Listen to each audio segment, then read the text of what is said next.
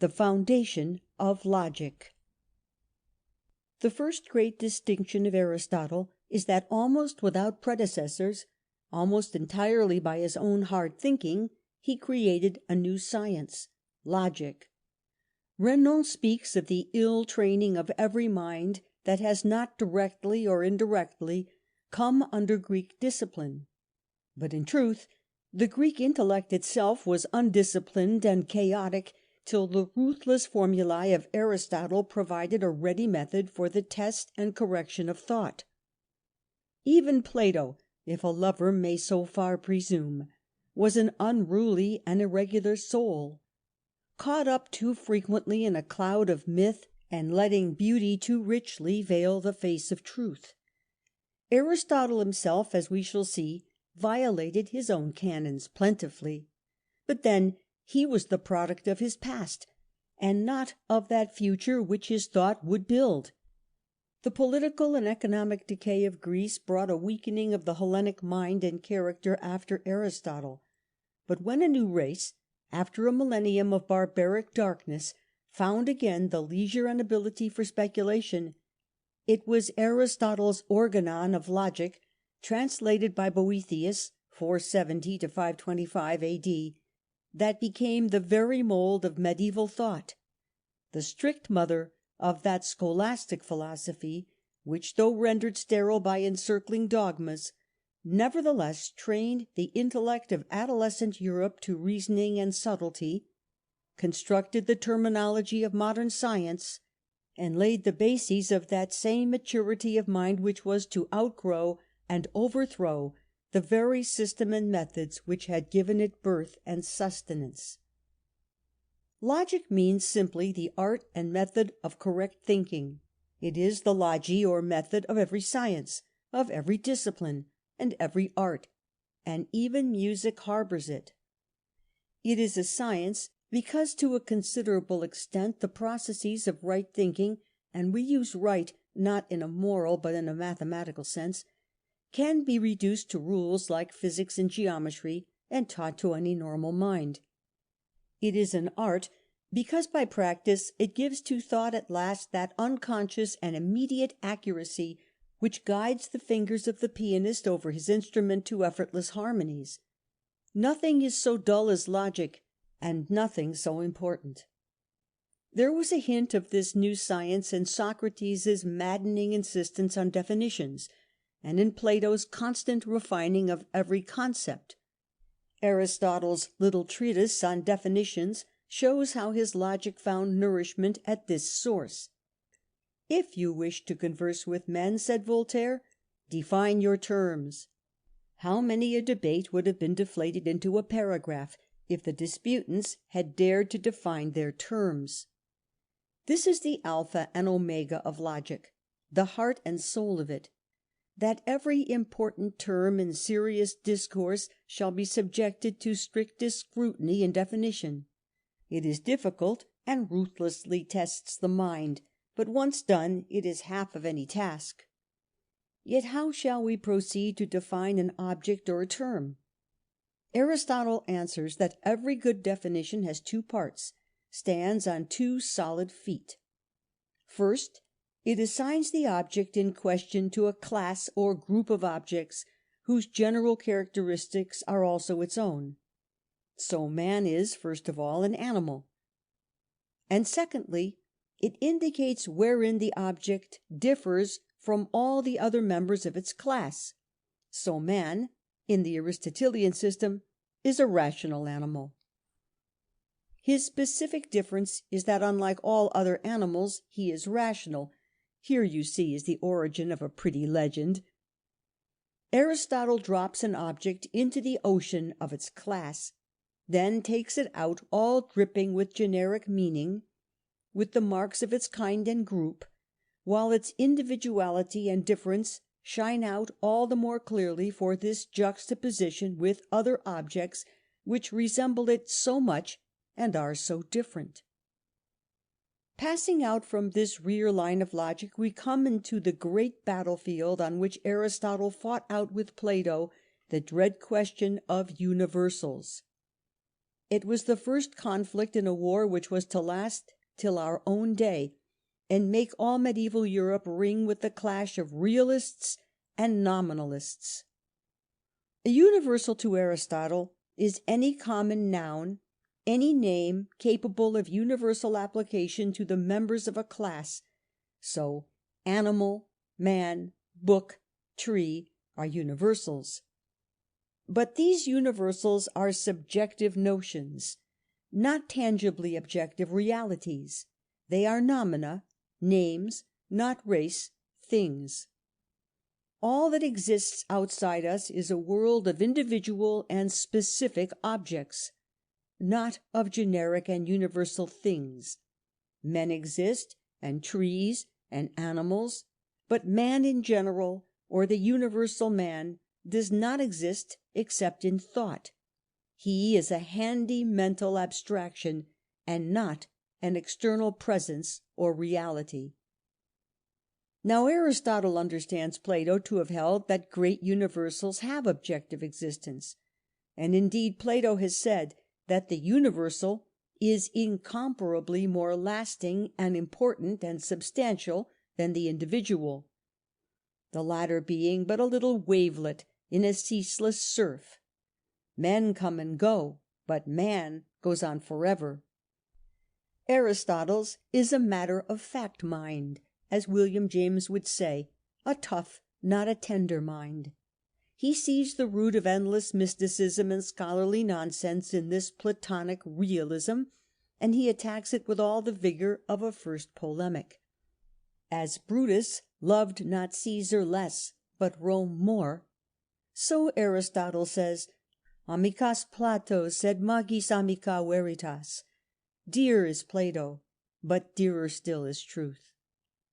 A hostile commentator might remark that Aristotle, like Nietzsche, criticizes Plato so keenly because he is conscious of having borrowed from him generously. No man is a hero to his debtors. But Aristotle has a healthy attitude nevertheless. He is a realist almost in the modern sense. He is resolved to concern himself with the objective presence, while Plato is absorbed in a subjective future. Or, to juggle with the words, Aristotle has a present objective, and Plato's subject is the future. There was, in the Socratic Platonic demand for definitions, a tendency away from things and facts to theories and ideas, from particulars to generalities, from science to scholasticism.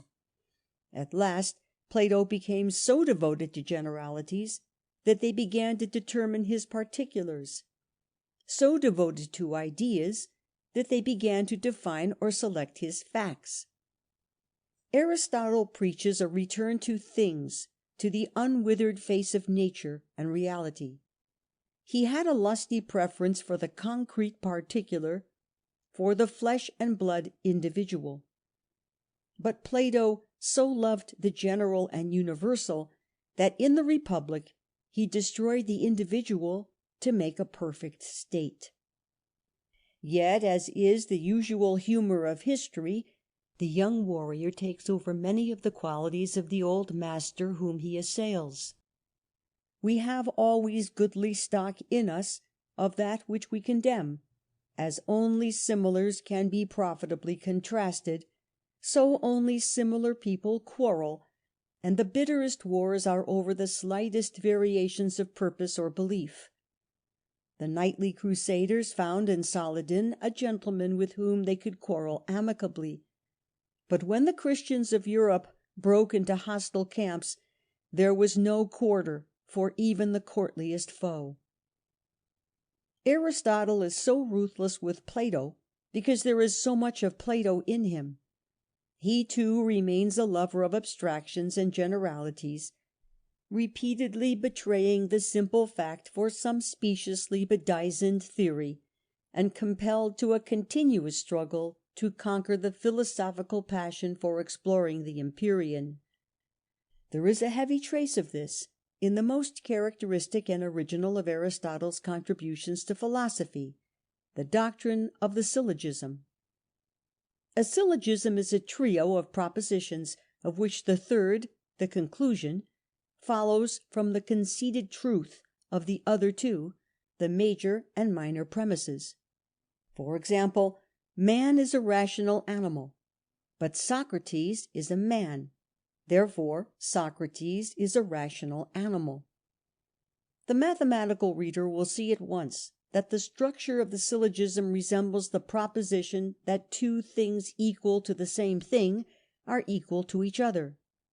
If A is B and C is A, then C is B. As in the mathematical case, the conclusion is reached by cancelling from both premises their common term A.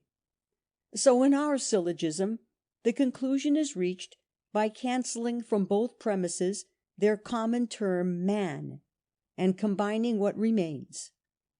The difficulty, as logicians have pointed out from the days of Pyrrho to those of Stuart Mill, lies in this, that the major premise of the syllogism takes for granted precisely the point to be proved, for if Socrates is not rational, and since no one questions that he is a man, it is not universally true that man is a rational animal. Aristotle would reply, no doubt, that where an individual is found to have a large number of qualities characteristic of a class, Socrates is a man, a strong presumption is established that the individual has the other qualities characteristic of the class, rationality. But apparently the syllogism is not a mechanism for the discovery of truth so much as for the clarification of exposition and thought. All this, then, like the many other items of the organon, has its value. Aristotle has discovered and formulated every canon of theoretical consistency and every artifice of dialectical debate with an industry and acuteness which cannot be too highly extolled, and his labours in this direction have perhaps contributed more than any other single writer to the intellectual stimulation of after ages. But no man ever lived who could lift logic to a lofty strain. A guide to correct reasoning is as elevating as a manual of etiquette. We may use it, but it hardly spurs us to nobility. Not even the bravest philosopher would sing to a book of logic underneath the bough. One always feels toward logic as Virgil bade Dante feel toward those who had been damned because of their colourless neutrality. Non ragionam di lor, ma guarda e passa. Let us think no more about them, but look once and pass on. End of chapter 3. The organization of science. 1. Greek science before Aristotle. Socrates, says Renan, gave philosophy to mankind, and Aristotle gave it science. There was philosophy before Socrates, and science before Aristotle, and since Socrates and since Aristotle, philosophy and science have made immense advances. But all has been built upon the foundation which they laid. Before Aristotle, science was an embryo. With him it was born. Earlier civilizations than the Greek had made attempts at science, but so far as we can catch their thought through their still obscure cuneiform and hieroglyphic script, their science was indistinguishable from theology. That is to say, these pre-Hellenic peoples explained every obscure operation in nature by some supernatural agency. Everywhere there were gods. Apparently it was the Ionian Greeks who first dared to give natural explanations of cosmic complexities and mysterious events. They sought in physics the natural causes of particular incidents, and in philosophy a natural theory of the whole.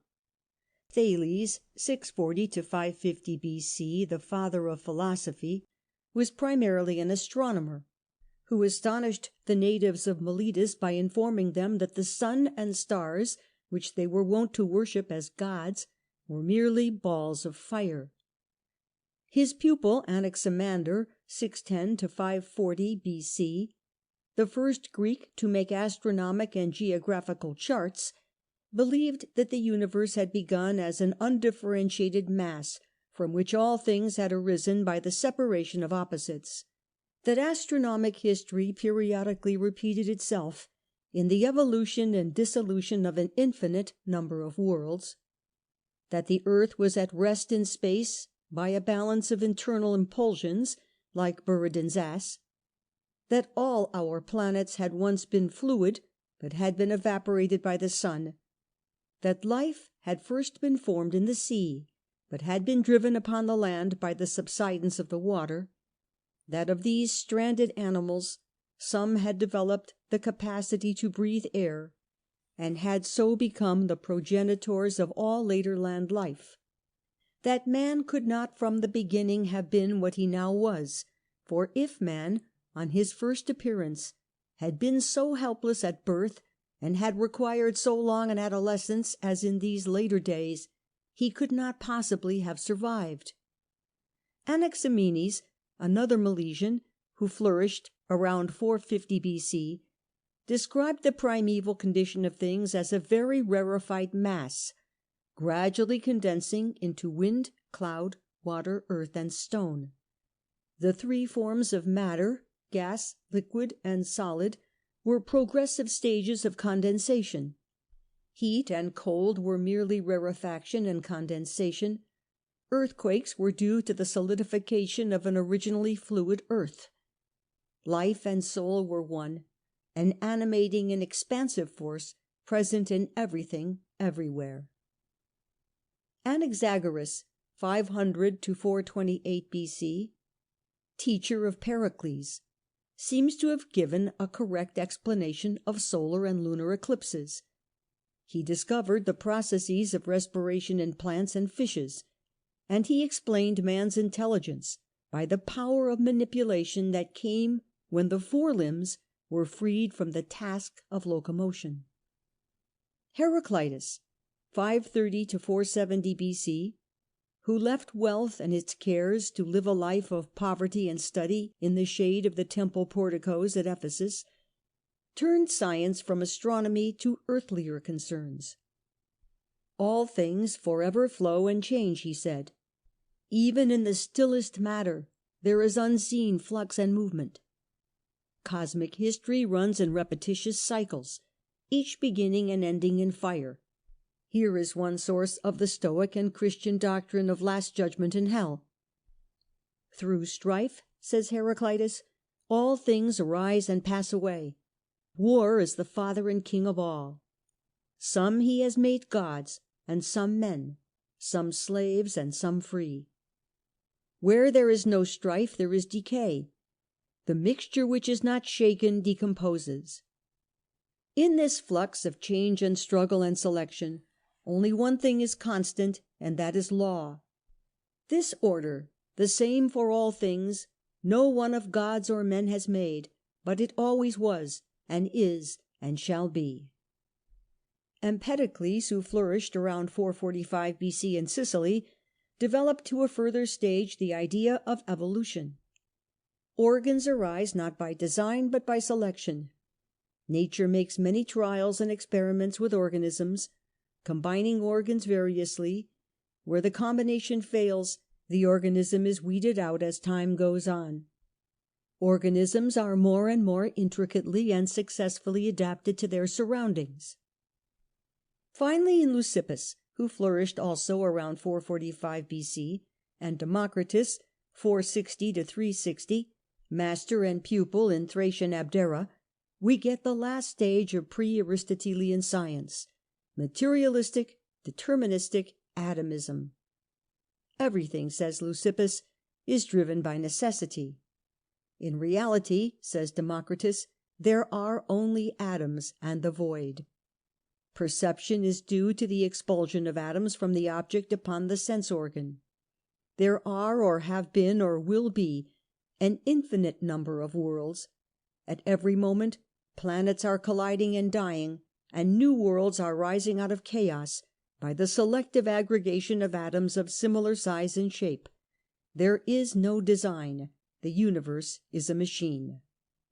This in dizzy and superficial summary is the story of Greek science before Aristotle. Its cruder items can be well forgiven when we consider the narrow circle of experimental and observational equipment within which these pioneers were compelled to work. The stagnation of Greek industry under the incubus of slavery prevented the full development of these magnificent beginnings, and the rapid complication of political life in Athens turned the Sophists and Socrates and Plato away from these physical and biological researches into the vaguer paths of ethical and political theory. It is one of the many glories of Aristotle that he was broad and brave enough to compass and combine these two lines of Greek thought, the physical and the moral, that going back beyond his teacher, he caught again the thread of scientific development in the pre-Socratic Greeks, carried on their work with more resolute detail and more varied observation, and brought together all the accumulated results in a magnificent body of organized science. 2. Aristotle as a naturalist. If we begin here chronologically with his physics, we shall be disappointed, for we find that this treatise is really a metaphysics, an abstruse analysis of matter, motion, space, time, infinity, cause, and other such ultimate concepts. One of the more lively passages is an attack on Democritus's void. There can be no void or vacuum in nature, says Aristotle, for in a vacuum all bodies would fall with equal velocity. This being impossible, the supposed void turns out to have nothing in it, an instance at once of Aristotle's very occasional humour, his addiction to unproved assumptions, and his tendency to disparage his predecessors in philosophy. It was the habit of our philosopher to preface his works with historical sketches of previous contributions to the subject in hand, and to add to every contribution an annihilating refutation. Aristotle, after the Ottoman manner, says Bacon, thought he could not reign secure without putting all his brethren to death. But to this fratricidal mania we owe much of our knowledge of pre-Socratic thought. For reasons already given, Aristotle's astronomy represents very little advance upon his predecessors. He rejects the view of Pythagoras, 6th century B.C., that the sun is the centre of our system. He prefers to give that honour to the earth. But the little treatise on meteorology is full of brilliant observations, and even its speculations strike illuminating fire. This is a cyclic world, says our philosopher. The sun forever evaporates the sea, dries up rivers and springs, and transforms at last the boundless ocean into the barest rock, while conversely the uplifted moisture gathered into clouds falls and renews the rivers and the seas. Everywhere change goes on, imperceptibly but effectively. Egypt is the work of the Nile, the product of its deposits through 1,000 centuries. Here the sea encroaches upon the land, there the land reaches out timidly into the sea. New continents and new oceans rise, old oceans and old continents disappear, and all the face of the world is changed and rechanged in a great systole and diastole of growth and dissolution. Sometimes these vast effects occur suddenly and destroy the geological and material bases of civilization and even of life. Great catastrophes have periodically denuded the earth and reduced man again to his first beginnings. Like Sisyphus, civilization has repeatedly neared its zenith, only to fall back into barbarism and begin da capo its upward travail. Hence the almost eternal recurrence in civilization after civilization of the same inventions and discoveries, the same dark ages of slow economic and cultural accumulation, the same rebirths of learning and science and art. No doubt some popular myths are vague traditions surviving from earlier cultures. So the story of man runs in a dreary circle, because he is not yet master of the earth that holds him. 3. The foundation of biology. It is not so with life. As Aristotle walked wondering through his great zoological garden, he became convinced that the infinite variety of life could be arranged in a continuous series, in which each link would be almost indistinguishable from the next. In all respects, whether in structure or mode of life, or reproduction and rearing, or sensation and feeling, there are minute gradations and progressions from the lowest organisms to the highest. At the bottom of the scale we can scarcely divide the living from the dead. Nature makes so gradual a transition from the inanimate to the animate kingdom, that the boundary lines which separate them are indistinct and doubtful, and perhaps a degree of life exists even in the inorganic. Again, many species cannot with certainty be called plants or animals, and as in these lower organisms it is almost impossible at times to assign them to their proper genus and species, so similar are they, so in every order of life the continuity of gradations and differences is as remarkable as the diversity of functions and forms. But in the midst of this bewildering richness of structures, certain things stand out convincingly: that life has grown steadily in complexity and in power, that intelligence has progressed in correlation with complexity of structure and mobility of form, that there has been an increasing specialization of function and a continuous centralization of physiological control. Slowly life created for itself a nervous system and a brain, and mind moved resolutely on toward the mastery of its environment. The remarkable fact here is that with all these gradations and similarities leaping to Aristotle's eyes, he does not come to the theory of evolution. He rejects Empedocles' doctrine that all organs and organisms are a survival of the fittest, and Anaxagoras' idea that man became intelligent by using his hands for manipulation rather than for movement. Aristotle thinks, on the contrary, that man so used his hands because he had become intelligent. Indeed, Aristotle makes as many mistakes as possible for a man who is founding the science of biology. He thinks, for example, that the male element in reproduction merely stimulates and quickens. It does not occur to him, what we now know from experiments in parthenogenesis, that the essential function of the sperm is not so much to fertilize the ovum as to provide the embryo with the heritable qualities of the male parent, and so permit the offspring to be a vigorous variant, a new admixture of two ancestral lines. As human dissection was not practised in his time, he is particularly fertile in physiological errors. He knows nothing of muscles, not even of their existence. He does not distinguish arteries from veins. He thinks the brain is an organ for cooling the blood. He believes forgivably that man has more sutures in the skull than woman. He believes less forgivably that man has only 8 ribs on each side.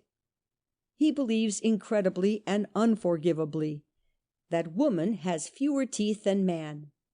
Apparently Aristotle's relations with women were of the most amicable kind. Yet he makes a greater total advance in biology than any Greek before or after him. He perceives that birds and reptiles are near allied in structure, that the monkey is in form intermediate between quadrupeds and man, and once he boldly declares that man belongs in one group of animals with the viviparous quadrupeds, our mammals. He remarks that the soul in infancy is scarcely distinguishable from the soul of animals. He makes the illuminating observation that diet often determines the mode of life. For of beasts some are gregarious and others solitary. They live in the way which is best adapted to obtain the food of their choice.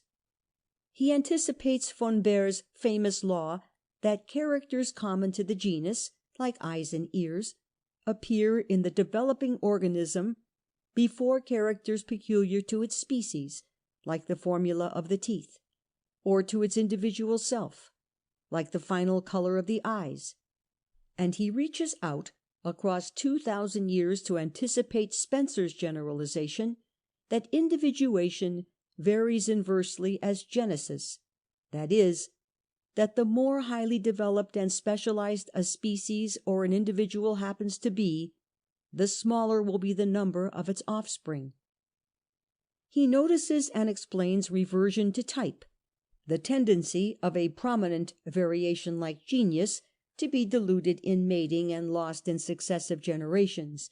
He makes many zoological observations which, temporarily rejected by later biologists, have been confirmed by modern research, of fishes that make nests, for example, and a species of shark that boasts of a placenta.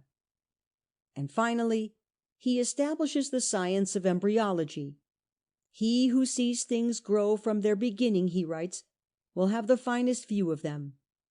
Hippocrates, born 460 B.C., greatest of Greek physicians, had given a fine example of the experimental method by breaking a hen's eggs at various stages of incubation, and had applied the results of these studies in his treatise on the Origin of the Child. Aristotle followed this lead and performed experiments which enabled him to give a description of the development of the chick which even to-day arouses the admiration of embryologists. He must have performed some novel experiments in genetics, for he disproves the theory that the sex of the child depends on what testis supplies the reproductive fluid, by quoting a case where the right testis of the father had been tied, and yet the children had been of different sexes. He raises some very modern problems of heredity. A woman of Elis had married a negro, her children were all whites, but in the next generation negroes reappeared. Where, asks Aristotle, was the blackness hidden in the middle generation? There was but a step from such a vital and intelligent query to the epochal experiments of Gregor Mendel, 1822 to 1882. Prudens quaestio dimidium scientiae. To know what to ask is already to know half. Surely, despite the errors that mar these biological works, they form the greatest monument ever raised to the science by any one man. When we consider that before Aristotle there had been, so far as we know, no biology beyond scattered observations, we perceive that this achievement alone might have sufficed for one lifetime, and would have given immortality. But Aristotle had only begun. End of chapter 4.